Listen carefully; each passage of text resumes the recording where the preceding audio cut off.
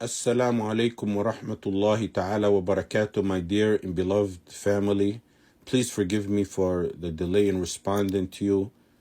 The matter is pretty much simple and clear because you have the hadith and you know the hadith, and that hadith is a principle and an authority on this matter. The hadith of Nu'man ibn al-Bashir, where the Messenger sallallahu alayhi wasallam said, "La tushidni ala jawr." The Messenger told him, "Don't call me to injustice." That's the hadith. Ibn al-Qayyim rahimahullah ta'ala said, the hadith of Nu'man is a stern warning. It's not a matter of recommendation or preference. It's a stern warning because the Messenger called it jawr. If it wasn't a stern warning, he wouldn't refer to it by the term jawr, which is injustice or oppression. And then in the hadith, in some of the statements of the hadith, وَعْدِلُوا بَيْنَ أَوْلَادِكُمْ, that's an order. And the order means it's a wajib in such context.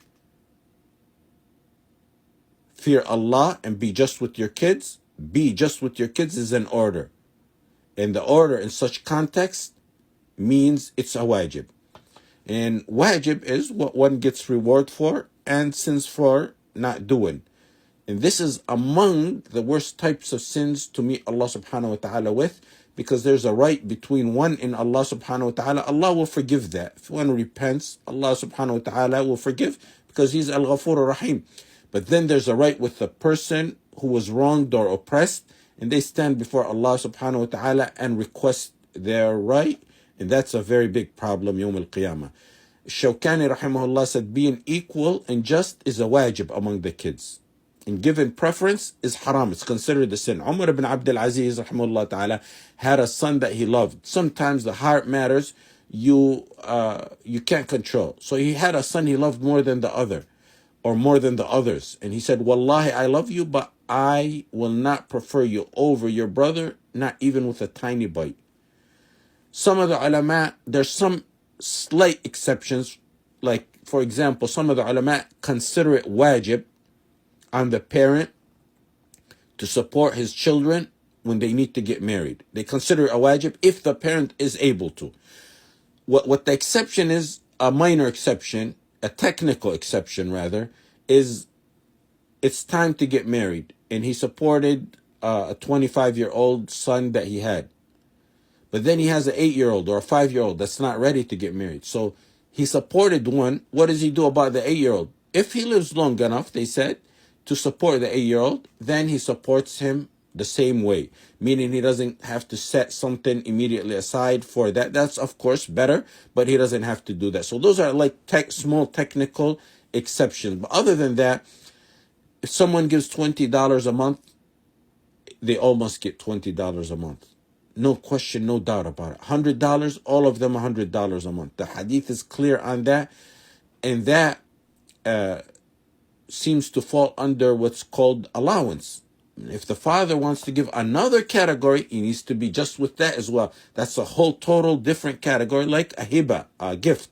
Like if he wants to buy his daughters $500 worth of jewelry, then he must, since that's not suitable for the son, for the sons, he buys them something equivalent to that is permissible.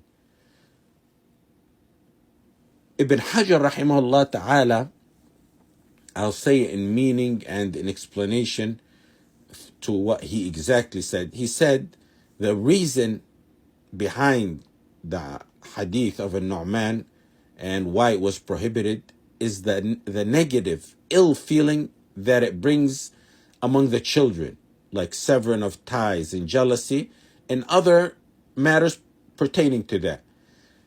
So he said, whatever or whenever the children feel they're being treated unjustly because there's a preference of one over the other, then the parents must avoid that because of the wisdom behind the hadith. So the parents need to be careful in how they give. If it's gifts, they should be careful in how they do that. And if it's allowance, they should be careful how they do that. And it's probably better not to mix and match because that may cause ill feelings. and they should be just in both of them. Whatever this person gets of gifts, all of them get. Whatever this person gets of allowance, all of them get in the same equal amount. If you have any details, there may be details that I missed out on, please let me know and I will answer bi'idhnillah ta'ala this time immediately. And forgive me again. Jazakumullahu khaira. May Allah reward you and honor you, all of you, dunya and akhirah. Assalamu alaikum wa rahmatullahi wa barakatuh.